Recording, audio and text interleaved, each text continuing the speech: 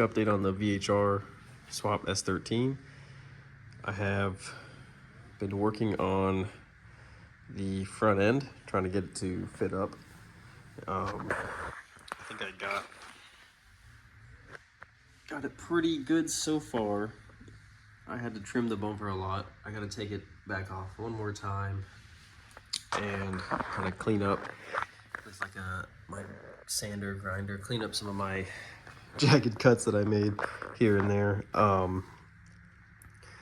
The hood, I had to put a rise to it, space it out with some lug nuts. Was in a bind, so I unfortunately robbed some lug nuts from the S14, which just means I'll buy a brand new set for it, and then just have some extras if I have to keep it like this. But what I'm looking at with the hood, this is a Duraflex style like vented hood for the Sylvia front, with about a 1/2 inch spacer.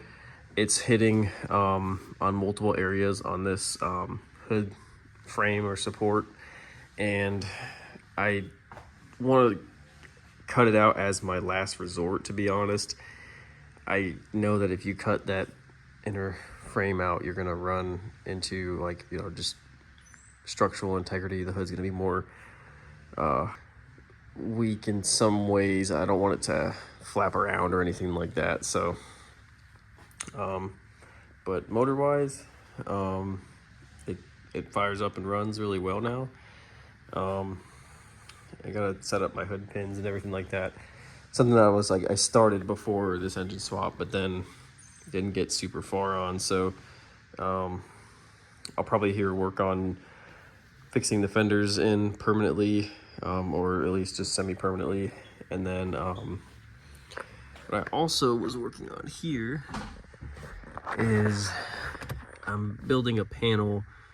I have some spacers down there so that I can, this is roughly how I'm gonna put everything together, but like, because there's a lot of extra wiring with this swap and such like that. So I have I've been just playing around with riv nuts and some plastic.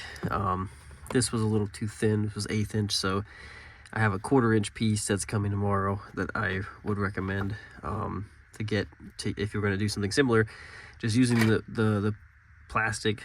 I'm gonna make some holes. I have some mounting points up here, so it'll sit all up here, and at least ECU, all the wiring will be bolted up to that and away from the floorboard where it could get, you know, kicked or anything like that.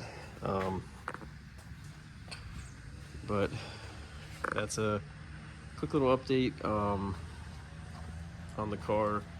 I'm just gonna keep working on fitting up the panels. Next is the over fenders. I have to do those as well.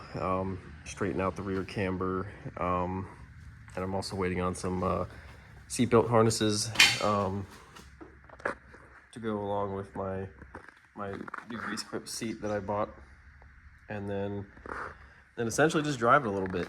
I've only driven it up and down the road so far at this point, but it drove good. No major issues, no overheating or anything like that, no leaks.